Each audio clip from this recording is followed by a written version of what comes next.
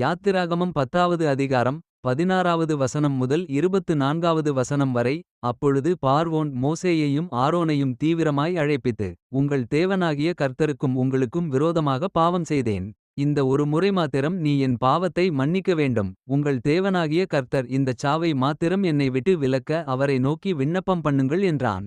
அவன் பார்வோனை விட்டு புறப்பட்டு போய் கர்த்தரை நோக்கி விண்ணப்பம் பண்ணினான். அப்பொழுது கர்த்தர் மகா பலத்த மேல்காற்றை வீசும்படி செய்தார். அது வெட்டுக்கிளிகளை அடித்துக் கொண்டு போய் செங்கடலிலே போட்டது. எகிப்தின் எல்லையில் எங்கும் ஒரு வெட்டுக்கிளியாகிலும் மீதியாயிருந்ததில்லை.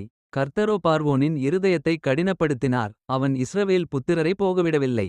அப்பொழுது கர்த்தர் மோசேயை நோக்கி, தடவிக்கொண்டிருக்கத்தக்கதான இருள் எகிப்து தேசத்தின் மேல் உண்டாகும்படிக்கு உன் கையை வானத்திற்கு நேராக நீட்டு என்றார். மோசே தன் கையை வானத்திற்கு நேராக நீட்டினான். அப்பொழுது எகிப்து தேசமெங்கும் 3 நாள் மட்டும் காரிருள் உண்டாயிற்று.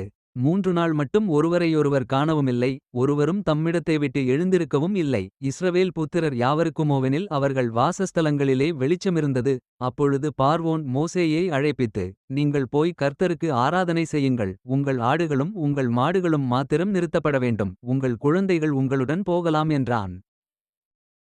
Exodus chapter 10, verses 16 to 24. Then Pharaoh called for Moses and Aaron in haste, and he said, I have sinned against the Lord your God, and against you.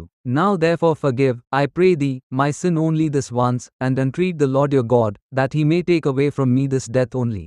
And he went out from Pharaoh, and entreat the Lord. And the Lord turned a mighty strong west wind, which took away the locusts, and cast them into the Red Sea. There remained not one locust in all the coasts of Egypt. But the Lord hardened Pharaoh's heart, so that he would not let the children of Israel go.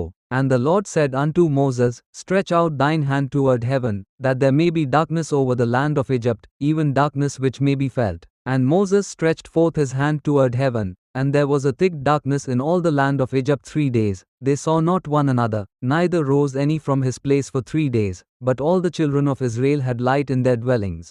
And Pharaoh called unto Moses, and said, Go ye, serve the Lord, only let your flocks and your herds be stayed, let your little ones also go with you.